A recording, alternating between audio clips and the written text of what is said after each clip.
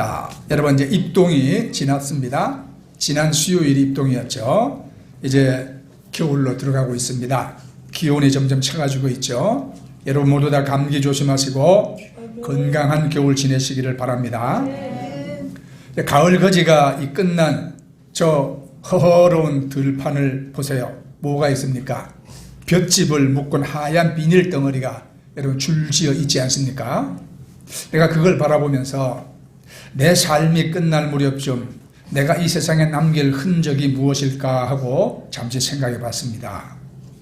마태복음 3장에 예수님께서 말씀하시기를 손에 키를 들고 자기 타작마당을 정하게 하사 알곡은 모아 곡간에 들이고 쭉정이는 꺼지지 않는 불에 태우리라, 그렇게 말씀하셨습니다.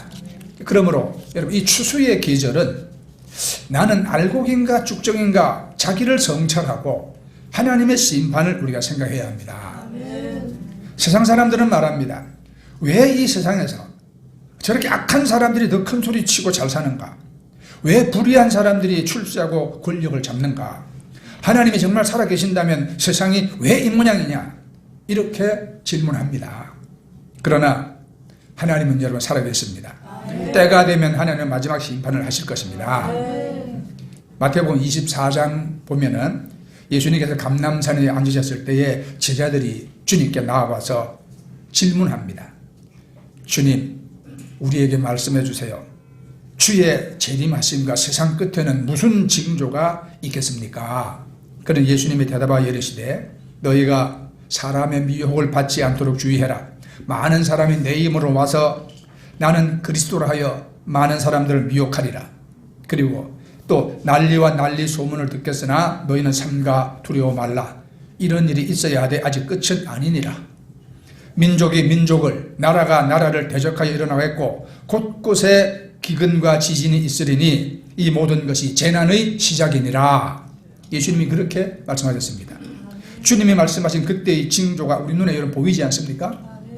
이미 재난은 시작되었습니다. 여러분 이런 때에 우리는 어떻게 믿고 어떻게 살아야 하는가? 예수님이 계속해서 말씀하시기를 그때에 많은 사람이 실족하게 되어 서로 잡아주고 서로 미워하겠으며 거짓 선지자가 많이 일어나 많은 사람을 미혹하겠으며 불법이 성함으로 많은 사람의 사랑이 식어지리라. 그러나 끝까지 견디는 자는 구원을 얻으리라 그랬습니다. 예. 여러분 사랑이 식어진다고 그랬어요. 사랑이 식어지니까 서로 미워하고, 예? 그 다음에 또 막 불법을 행하고, 예? 그 가운데서 거짓 선지자는 여러분 도처에 일어나서 내가 무슨 뭐 선지자네, 내가 성령이네, 택도 없는 소리도 하고 있잖아요. 예? 재림 예수는 또 도처에 왜 그리 많이 나타나는지. 이러한 때에 여러분 끝까지 견디는 자는 구원을 얻으리라 말씀했습니다. 그래서 여러분 사랑이 식어진다. 네. 이 세상 여러분 참 냉랭하고 각박하잖아요, 그죠? 네. 그러한 때에 우리는 하나님 사랑, 이웃 사랑, 여러분 이거 그 안에 우리가 거해야 하는 것입니다. 바울 사도는 고린도서 13장에서 뭐라고 말씀했어요? 그런즉 믿음, 소망, 사랑 이 세 가지는 항상 있을 것인데 그 중에 제일은 사랑이라고 그랬죠. 여러분 뭘 사랑하라는 말이에요? 세상을 사랑하고 돈을 사랑하고 자기를 사랑하라는 말씀이 아니잖아요. 요한사도가 요한일서 2장에 있는 말씀을 보면 이 세상이나 세상에 있는 것들을 사랑하지 말라. 누구든지 세상을 사랑하면 아버지의 사랑이 그 안에 있지 아니하니 이는 세상에 있는 모든 것이 육신의 정욕과 안목의 정욕과 이생의 자랑이니 다 아버지께로부터 온 것이 아니요 세상으로부터 온 것이라. 이 세상도 그 정욕도 지나가되 오직 하나님의 뜻을 행하는 자는 영원히 거하느니라 그랬습니다. 여러분 하나님 사랑, 이웃 사랑이 식어지지 않기를 여러분 기도하십시오. 사랑이 없으면 쭉정입니다.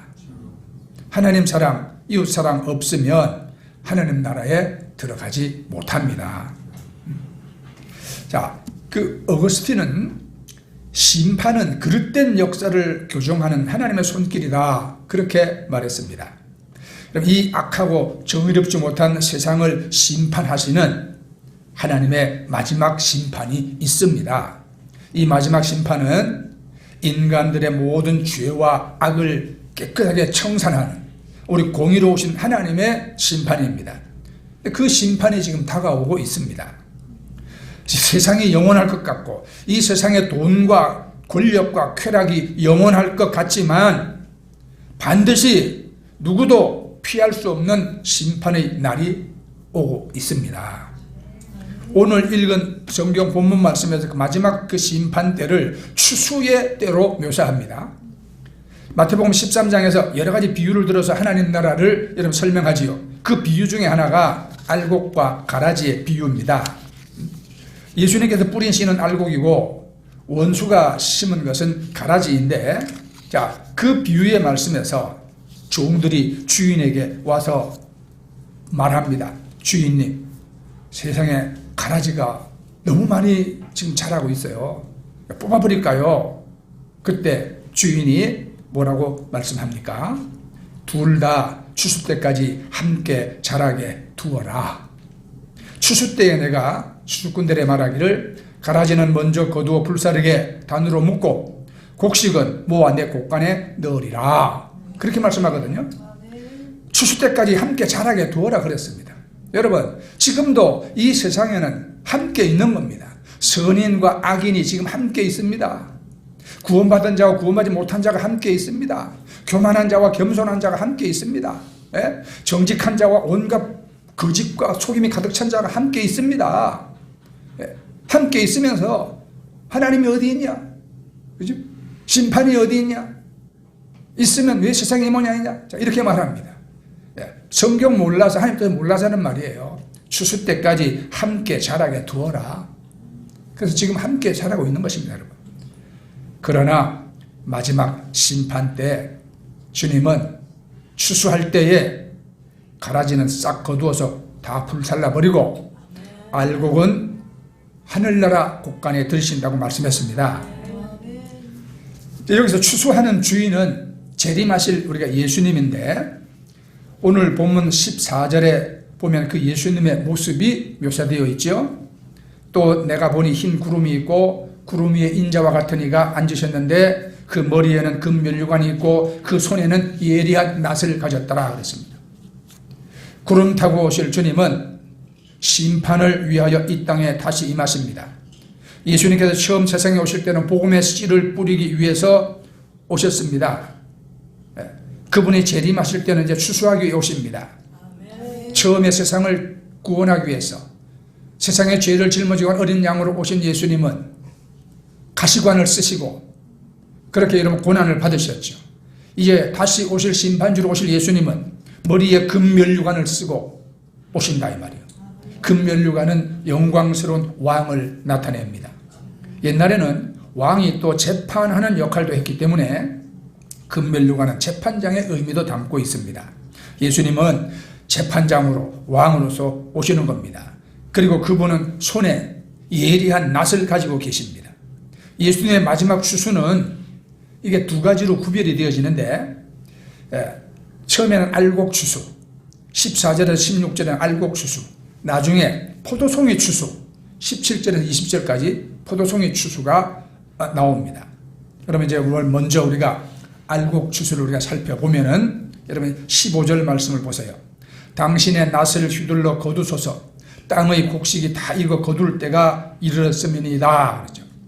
첫 번째 추수는 곡식이 다 익어서 이제 그것을 거두어들이는, 이게 긍정적이고 아름다운 추수입니다. 그럼 이 곡식이 여러분 무엇입니까? 하나님의 택한 백성들, 예수 믿고 구원받은 백성들입니다. 하나님께서 이들을 천국 창고에 거두어 들이시는 거예요. 예수님께서 이 추수에 관해서 어떻게 예언을 하셨는가? 마태복음 24장 30절 이하의 말씀 보면, 그때에 인자의 징조가 하늘에서 보이겠고 그때에 땅의 모든 족속들이 통곡하며 그들이 인자가 구름을 타고 능력과 큰 영광으로 오는 것을 보리라. 그가 큰 나팔 소리와 함께 천사들을 보내리니 그들이 택하신 자들을 하늘 이 끝에서 저 끝까지 사방에서 모으리라. 그렇게 말씀했어요. 재림하시는 주님이 천사들을 통해서 여러분 택한 받은 자들을 하늘 이 끝에서 저 끝까지 사방에서 여러분 다 불러 모으신다고 그랬습니다. 왜 모읍니까? 영원한 하나님의 나라인 천국 창고에 하나님의 백성들을 여러분 모아드리기 위해서 주님께서 천사들을 통해서 마지막 하나님의 백성들을 모으시는 시간, 이것이 좋은 추수의 때인 것입니다. 우리는 지금 그 때에 지금 살고 있습니다, 여러분. 여기 모아지는 좋은 곡식은 택한 백성을 가리키는데, 택한 백성이 구체적으로 누구냐? 마태복음 3장 내용을 통해서 우리가 알 수 있습니다. 우리 3장 11절을 보면, 나는 너희로 회개케 하기 위하여 물로 세례를 베풀거니와 내 뒤에 오시는 이는 나보다 능력이 많으시니 나는 그의 신을 들기도 감당치 못하겠노라. 그는 성령과 불로 너희에게 세례를 베푸실 것이요. 아멘. 여기서 나는 그랬어요. 나는 누굽니까? 세례 요한이죠. 세례 요한. 그리고 뒤에 오시는 분은 누굽니까?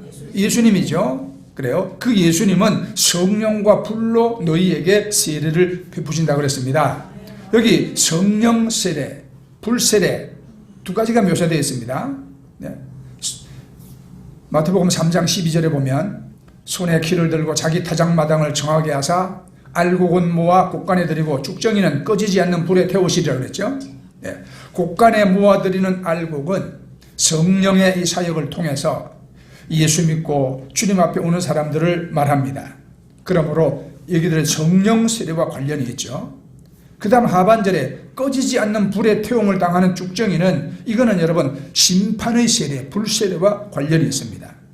우리가 마태복음 3장 내용을 읽어보면 이들 알곡과 쭉정이는 회개하고 주님 앞에 온 사람들과 회개하지 않은 사람들을 가리킨다는 것을 알 수 있어요. 그러니까 알곡이란 성령의 역사하심을 통해서, 그 성령의 감화 감동하심을 통해서 자기의 죄를 회개하고 여러분 거듭난 사람들을 말씀하는 거예요. 이것이 알곡입니다. 요한복음 3장에 보면 니고데모 이야기가 나오죠. 니고데모가 예수님께 나왔을 때에 예수님께서 이렇게 말씀하십니다. 진실로 진실로 내게 이르노니 사람이 거듭나지 아니하면 하나님 나라를 볼 수 없느니라. 거듭나지 않으면 하나님 나라에 절대 들어갈 수가 없다. 그럼 어떻게 거듭날 수가 있습니까? 육으로 난 것은 육이요, 또 성령으로 난 것은 영이라 그랬거든요. 성령의 우리가 임재 없이는 아무도 거듭날 수가 없습니다. 우리 속에 임하시는 성령님을 통해서 참으로 예수 그리스도를 구세주와 그 주님으로 우리가 믿고 그 예수님을 믿고 거듭난 사람들, 그들만이 참 생명을 가진 알곡입니다. 그들만이 마지막 날에 천국 창고에 거두어 들여질 것입니다. 여기 예수님 말씀하셨던 니고데모는 예수님을 만나기 전에도 하나님을 믿던 사람입니다. 유대인이었고요, 율법을 잘 지키는 바리새인이었고 다른 사람들을 회당에서 가르치는 랍비였습니다. 그런데 이 니고데모가 매우 종교적이긴 했지만 거듭나지를 못했어. 오늘날에도 교회에 출석하기는 하지만 여러분 성령을 통해서 거듭나지 못한 사람들이 있습니다. 네, 있어요. 교회를 오지만 그들은 성령의 충만함을 경험하지를 못합니다. 왜 그렇습니까? 사모함이 없기 때문이죠. 그리고 자기 죄를 회개하지 않기 때문이죠.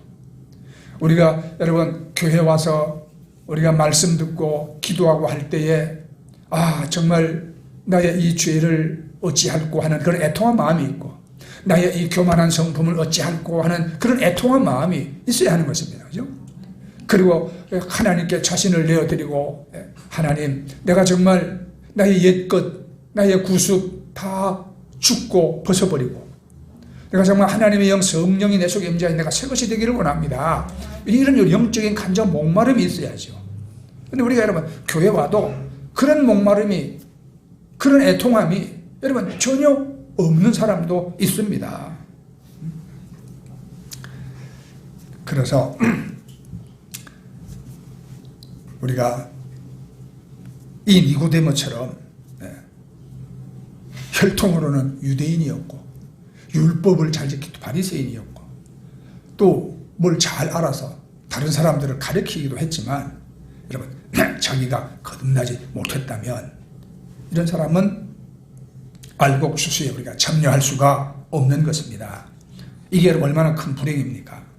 그러므로 우리는 마지막 추수를 바라보면서 내가 진지하게 물어야 할 가장 중요한 질문이 정말 나는 성령 세례받고 거듭난 사람인가? 이거예요, 여러분. 성령 받고 내가 거듭난 사람인가? 교회에서 사람들을 여러분 교회에 불러 모으고 또 교회 떠나지 않게 하기 위해서 여러 가지 프로그램과 행사를 합니다. 뭐 주는 것도 많습니다.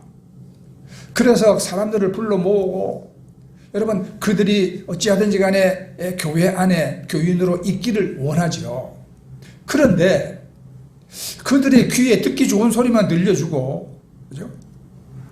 정말 죄에 대해서 애통하게 회개하는 그런 마음 여러분 그것을 우리가 깨우쳐 주는 게 없다면 그 많은 사람들이 여러분 다 천국 갈 수 있을까요? 옛사람의 구습을 조금도 안 버리고 여전히 거짓에 속하고 여전히 교만하고 여전히 음란방탕한 죄도 짓고 여러분 그렇게 우리가 사는데 교회 나와서 앉아 있다는 것 때문에 어떤 집사나 권사나 뭐 장로나 직분을 받았다는 것 때문에 여러분 아버지 나라의 천국에 갈 수 있을까요? 나는 그렇지 않다고 생각합니다. 믿으면 구원받는 건 확실하지만 예수님이 믿는다는 게 뭐라고 말씀했냐? 그죠? 물과 성령으로 거듭나지 아니하면 아버지 나라에 갈 수가 없다. 입으로만 주여 주여 하는 자가 아버지 나라에 들어갈 것이 아니요 하나님의 뜻대로 행하는 자라 될 것이라. 그래서 사도 바울은 뭐라고 하냐? 형제들아 나는 날마다 죽노라. 내가 내 무릎을 쳐서 복종시키고 주 예수의 뜻에 내가 따르기 위해서 나는 날마다 죽노라.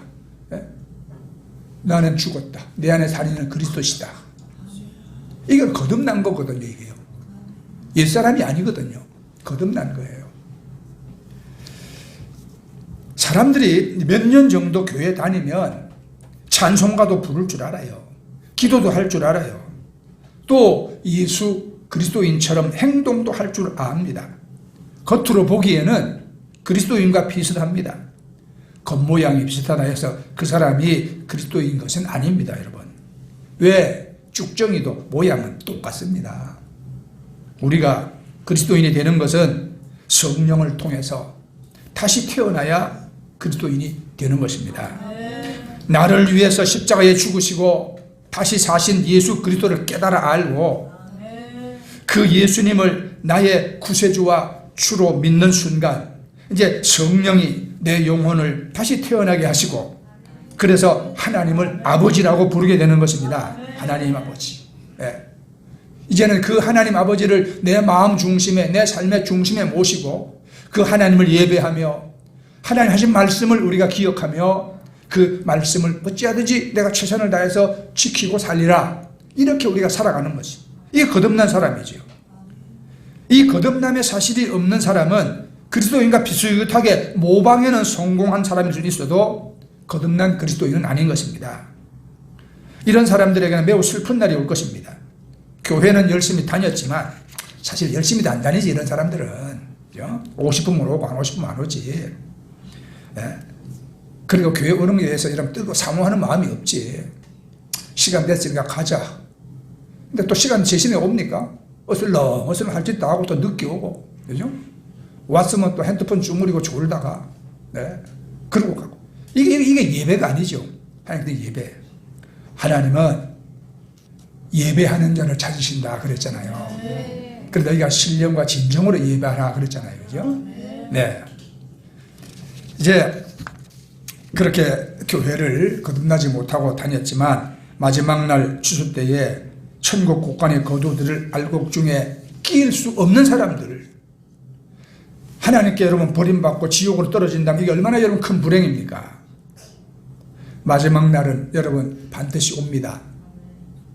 내 인생의 마지막 날이 언제인지 알고 삽니까 여러분? 우리 전혀 몰라요. 사람은 내일 일을 알지 못하고 살아가는 존재입니다. 이 세상에 언제 종말이 확 닥칠지 여러분 어떻게 압니까? 그렇죠? 이 세상에는 우리 지구를 여러분 수백 번 더 깨뜨리고도 남을 만큼 핵무기가 다 만들어져 있습니다. 이 세상의 종말은 언제 올지 내 개인의 종말은 언제 올지 우리는 아무도 알지 못하고 살아가는 존재입니다. 그러므로 성경은 말합니다. 세월을 낭비하지 말고 하나님의 뜻이 무엇인지 분별하라. 그렇게 말씀했죠. 네, 여러분 어려운 거 아니에요. 내가 하나님을 향한 진정 있는 믿음을 가지고 나 이제 예수님 바르게 믿고 내가 주님만 의지하고 살리라. 네. 그 주님을 의지하는 자를 하나님은 버리지 않습니다. 네. 우리가 부족해도 못났어도 하나님은 사랑해 주시고 긍휼을 베푸시고 이길 수 있도록 한 능력의 손을 내밀어 붙잡아 주시는 것입니다. 여러분, 우리가 다 무슨 완벽해서 천국 가는 게 아닙니다. 자, 이제 마지막 날 주께서는 알곡을 수속하십니다. 예수 그리스도의 재림은 그리스도에게 참으로 속한 사람들을 영원한 나라로 거두어 드리기 위해서인 것입니다. 그러나 주님은 재림의 또 다른 목적을 갖고 있거든요. 그거에 대해서는 오늘 본문 후반 14장 17절부터 나옵니다. 이제 이 포도송이를 거두는 게 나오잖아요. 이 포도송이의 상징은 구약 성경 요엘서에서 온 겁니다. 요엘서 3장 13절에 보면 너희는 낫을 쓰라 곡식이 익었도다 와서 밟을지어다 포도주 틀이 가득히 차고 포도주 독이 넘치니 그들의 악이 크미로라 그랬어요. 포도송이는 죄인 혹은 악인의 상징입니다. 요엘서 전체를 읽어보면 하나님께서 악인들에게 회개를 촉구하고 있음을 알 수 있어요. 그러므로 여기서 포도송이란 단순히 죄인 혹은 악인이 아니라 회개를 거절한 사람들을 말합니다. 회개를 거절한 사람들. 사실 자신의 삶에 죄나 악이 없는 사람이 어디에 있습니까? 털어서 먼지 안 난 사람이 또 어디에 있습니까? 그러나 회개하지 않는 사람은 죄와 악이 그대로 남아있는 자인 것입니다. 성경은 회개하지 않기 때문에 죄사함을 받지 못한 그 사람들을 포도송이라고 부릅니다. 하나님께서 그 포도송이를 거두십니다. 천국 창고에 드리기 위해서가 아니라 그들을 향해서 진노하시려고 거두시는 거예요. 이 포도송이를 거두시는 주님의 모습을 보세요. 이게 심판의 주수입니다. 오늘 계시록 본문으로 돌아와서 18절 말씀을 보세요. 또 불을 다스리는 다른 천사가 제단으로부터 나와 예리한 낫을 가진 자를 향하여 큰 음성을 불러 이르되 내 예리한 낫을 휘둘러 땅의 포도송이를 거두라 그 포도가 익었느니라 하더라. 여기서 포도가 익었다는 말은 심판의 때가 되었다는 말이에요. 하나님께서 심판하실 때는 그 때가 되었기 때문에 하시는 겁니다. 하나님은 아무 때나 심판하시는 것이 아닙니다. 네. 기다리셨다가 하나님이 정하신 때에 심판합니다. 그렇죠? 네. 가라지가 알곡과 함께 자라도록 두어라. 지금은 때가 아니다 이 말입니다. 추수 때에 추수꾼에게 내가 다 가라지 뽑아버리고 불사르라고 내가 할 것이다. 하나님이 정하신 때에 하나님은 심판을 행하시는데 구약 창세기 15장 16절에 보면 이런 말씀이 있어요. 네 자손은 4대 만에 이 땅으로 돌아오리니 지금 애굽에서 고생한 이스라엘 백성들 말하는 겁니다. 4대 만에 이 땅으로 돌아온다. 이거는 아모리 족속의 죄악이 아직 가득 차지 아니함이니라. 자, 이 말씀은 아모리 족속들의 죄악을 심판하실 것인데 아직 아모리 족속의 죄악이 가득 차지 아니했다. 그들이 죄악이 가득 찰 만큼 차게 되면 그때 하나님이 심판하시겠다 이거예요. 여러분, 한 사람의 개인이든 한 민족이든 하나님께서는 그 죄악을 심판하시기 전에 여러분 딱 참고 기다리십니다. 예수님이 가나의 혼인잔치 물로 포도주를 만드실 때도 물을 갖다 부어라. 언제까지? 아구에 찰 때까지 주님은 기다리셨습니다. 그렇죠? 자, 여러분 이제 모든 악인들의 죄악을 심판할 마지막 심판의 때가 왔습니다. 그래서 하나님은 포도송이를 거두라. 그 포도가 익었느냐고 말씀하죠. 하나님께서 어떤 식으로 심판하실 것인지 19절 말씀을 보면 천사가 낫을 휘둘러 땅에 포도를 거두어 하나님의 진노의 큰 포도주 틀에 던짐에 그랬습니다. 이게 상징적인 표현입니다. 다 익은 포도를 따서 포도즙을 따는 틀에 집어넣고 이제 그것을 꾹꾹 밟는 겁니다. 요즘은 포도주 와인을 만들 때 포도를 따다가 탱크에 넣고 기계로 압착을 해서 여러분 포도즙을 쫙 걸러내지만 옛날에는 그런 기계가 없었잖아요. 큰 포도주 틀을 만들어 놓고 거기다 포도를 따서 집어넣고 사람이 들어가서 이제 맨발로 꽉꽉 밟아가지고 포도송이를 다 터뜨렸어요. 그러면 꾹꾹 밟아버리면 어떻게 됩니까? 포도송이가 툭툭 터지고 피같이 붉은 포도즙이 그냥 쫙 그냥 막 흘러나와 퍼지는 겁니다. 이것은 마지막 날에 악인들이 받을 처절한 심판의 이미지를 상징적으로 표시한 것입니다. 20절 말씀을 보세요. 성 밖에서 그 틀이 밟히니 틀에서 피가 나서 말굴레까지 닿았고 1600스타디온에 퍼졌더라. 요거는 상징적인 표현입니다. 이 세상 전체가 하나님의 심판 아래 있을 것이라는 의미인 것입니다. 그런데 여기서 성 밖에서라는 말씀했지요. 성 밖에서 심판을 받는다 했는데 성 밖이란 언제나 하나님께 버림받은 사람들을 의미합니다. 하나님께 버림받았다는 것, 이거는 생애 최대의 저주고 불행입니다. 남편에게 버림받은 아내 불행하지. 부모에게 버림받은 자식들 얼마나 큰 고통을 느끼겠습니까? 그런데 그런 사람들도 이 세상에서 어느 정도 살아갈 수는 있어요.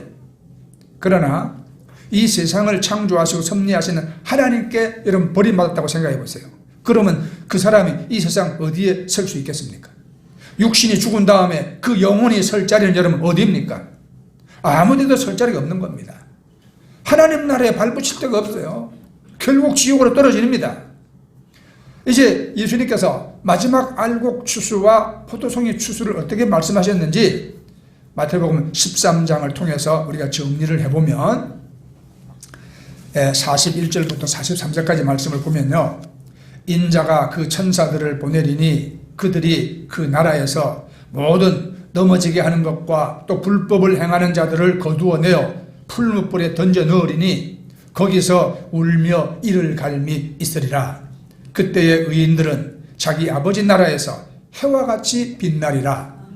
귀 있는 자들은 들으라. 불법을 행하는 자들, 회개하지 않는 자들, 하나님을 거역하고 살았던 자들은 마지막 때에 이처럼 여러분 꺼지지 않는 지옥불에 들어가서 이를 갈며 슬피 울고 있습니다. 그러나 의인들은, 예수 믿고 회개하고 구원받은 의인들은 자기 아버지의 나라 하늘나라에서 해와 같이 빛난다고 그랬어요. 이것이 마지막 추수의 결과인 것입니다. 우리가 읽은 오늘 이 성경 본문은 우리가 대단히 중요한 두 가지 질문을 하고 있습니다. 첫째, 나는 알곡인가 포도송인가? 이걸 우리가 여러분 스스로에게 질문해 봐야 돼요. 여러분은 주님 나라에 들어갈 준비가 되어 있습니까? 왜 이렇게 대답이 신동차네요? 네. 바울은 이것이 얼마나 심각한 질문인가를 고린도후서 13장 5절에 말씀합니다. 너희는 믿음 안에 있는가? 너희 자신을 시험하고 너희 자신을 확증하라. 예수 그리스도께서 너희 안에 계신 줄을 너희가 스스로 알지 못하느냐? 그렇지 않으면 너희는 버림받은 자니라. 예수님이 내 안에 계시고 내 안에 예수님이 영원한 생명이 있다. 하나님이 살아계신다. 내가 주의 선택함 속에 하나님의 자녀가 되었다.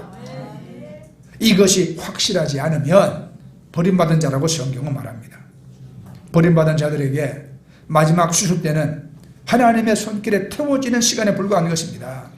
그러므로 여러분은 알곡입니까? 아니면 포도송입니까? 여러분 스스로에게 여러분 질문해 봐야 합니다. 그럼 두 번째는 우리들 주변에 이 포도송이들을 어떻게 할 것이냐 이 말이에요.